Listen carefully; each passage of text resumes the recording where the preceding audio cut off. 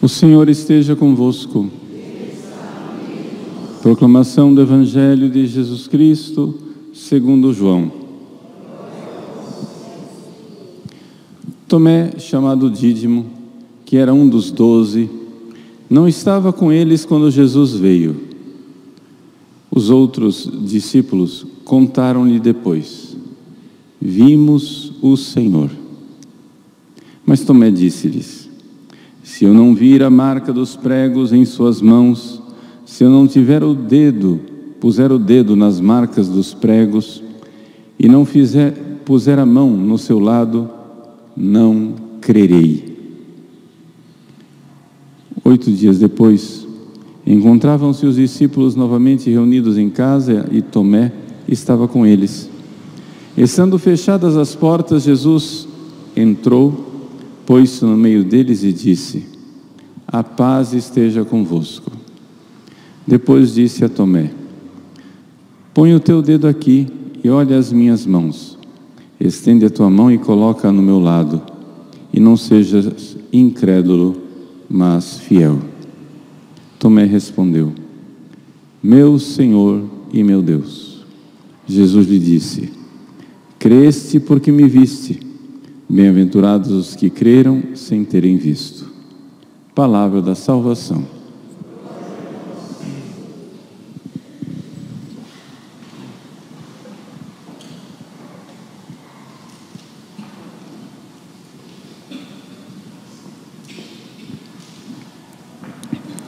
Meus queridos irmãos e irmãs, acabamos de celebrar a solenidade de São Pedro e São Paulo, em que nosso Senhor Jesus Cristo nos garante que se nos mantivermos na fé dos apóstolos, na fé de Pedro, a igreja será perseguida, atribulada, mas as portas do inferno não prevalecerão.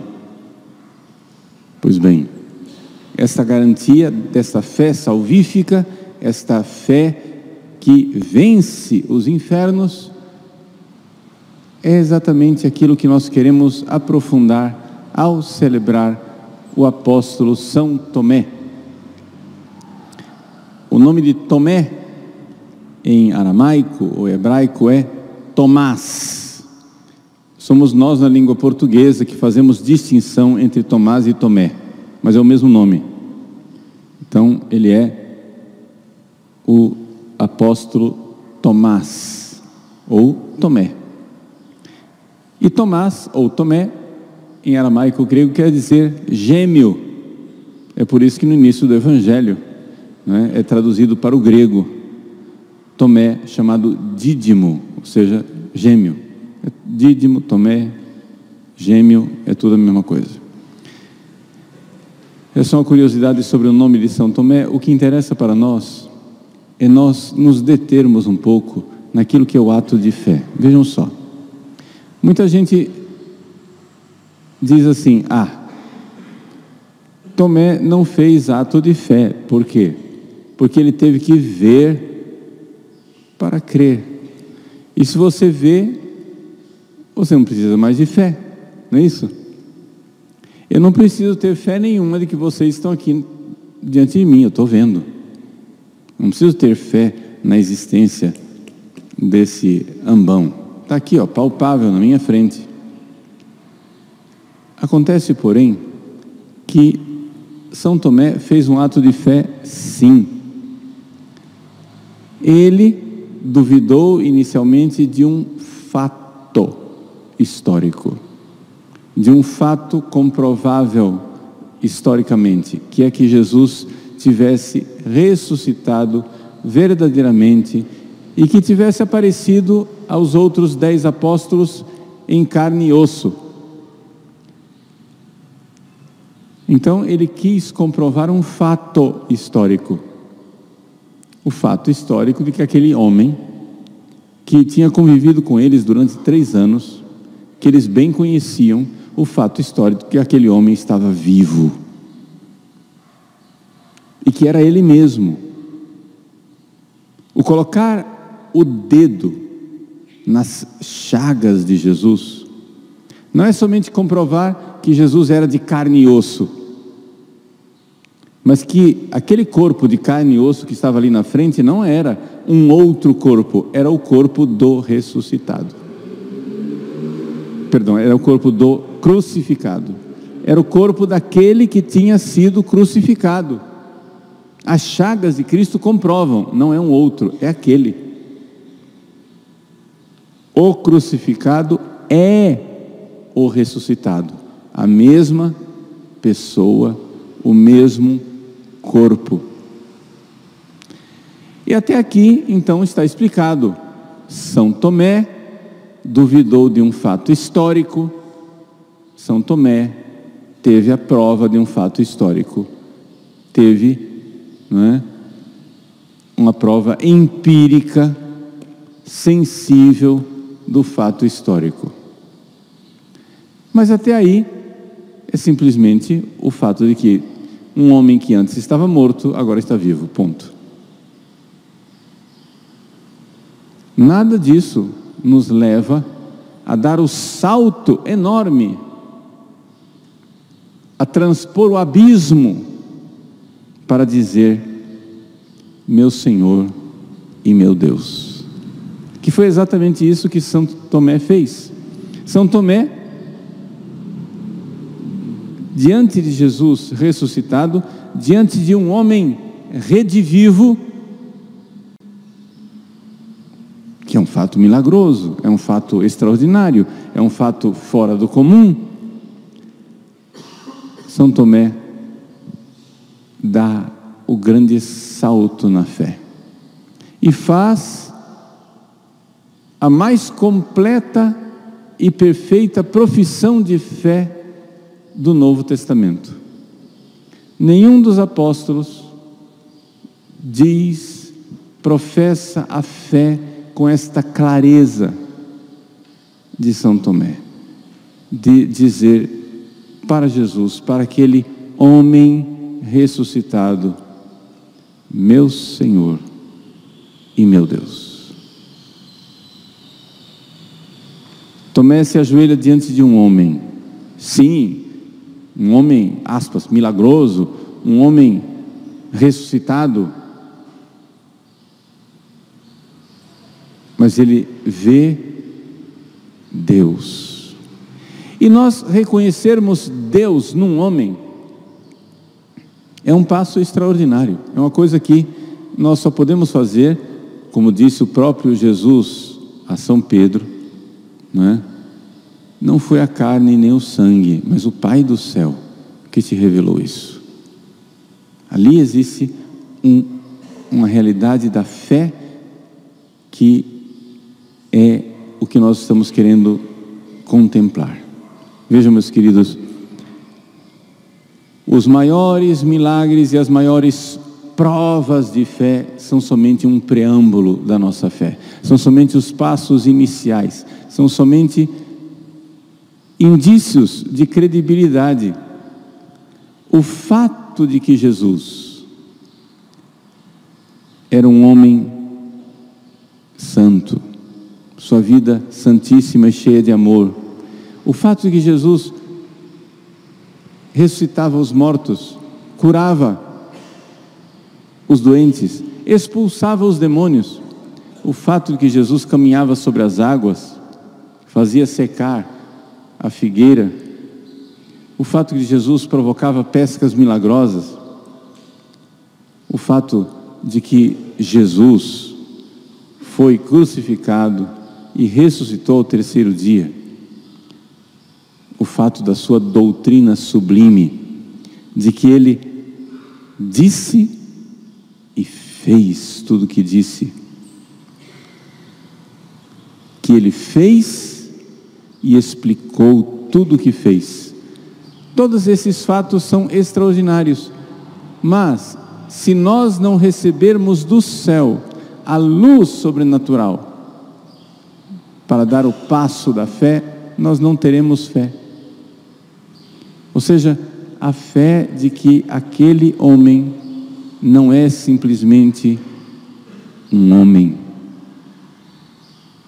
Sim, homem profético, homem milagroso, homem santo, homem taumaturgo, homem ressuscitado, homem como você quiser, mas homem, para dar o passo e dizer: meu Senhor e meu Deus, nós temos aí um abismo. E como dar esse passo? Bom, a primeira coisa, nós precisamos pedir fé. Creio, Senhor, mas aumentai a minha fé. Se nós estamos aqui, é porque alguma fé nós temos.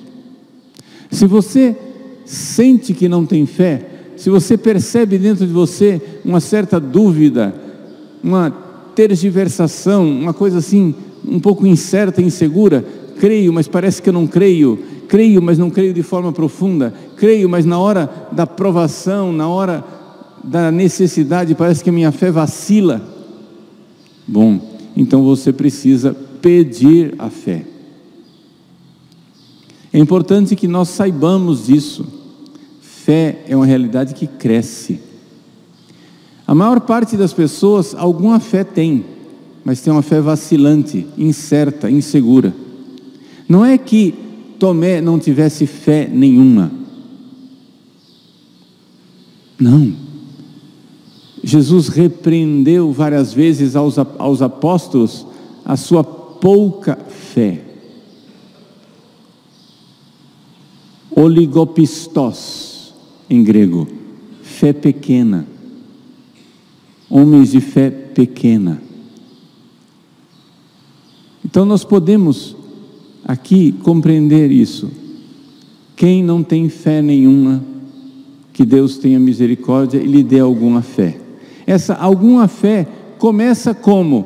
Com os preâmbulos de credibilidade. Você meditando sobre a sublimidade da doutrina de Cristo, você meditando sobre os milagres que Ele fez, você meditando sobre a expulsão dos demônios e a ressurreição dos mortos. Vejam, não dá para você dizer que Jesus é um grande homem e não crer nele. Por quê? Porque se você crê que Jesus era um grande homem, então você vai ter que crer no que Ele disse: eu e o Pai somos um. Qualquer pessoa que chegasse aqui e dissesse que eu e Deus somos um só, eu sou o Filho de Deus. Jesus se dizia claramente o Filho de Deus. Pois bem, uma pessoa que diga isso, ou é louco, ou é um charlatão, ou então é verdade. Então não tem alternativa de você admirar Jesus e não achar que Ele é Deus. O admirar Jesus, ver seus milagres e sua doutrina, vai levar você necessariamente a concluir que Ele é Deus. Por quê? Se Ele fez o que fez e se comportou como Ele se comportou, então Ele só pode ser quem Ele diz que Ele é. Porque um louco não ensinaria uma doutrina sublime, um charlatão não faria os milagres que Ele fez. Portanto, só tem uma alternativa: Ele é quem Ele diz que Ele é, o Filho de Deus. Esse raciocínio leva você até a porta da fé. Mas você precisa então começar a pedir a Deus fé. Medite sobre Jesus, pense sobre Jesus, conheça Jesus, pesquise, veja, mas vai chegar um momento em que você vai ter que de joelhos diante de Deus dizer: Senhor, eu não sei se é verdade. Como Tomé, eu estou na dúvida. Senhor, aumentai a minha fé. Peça a fé.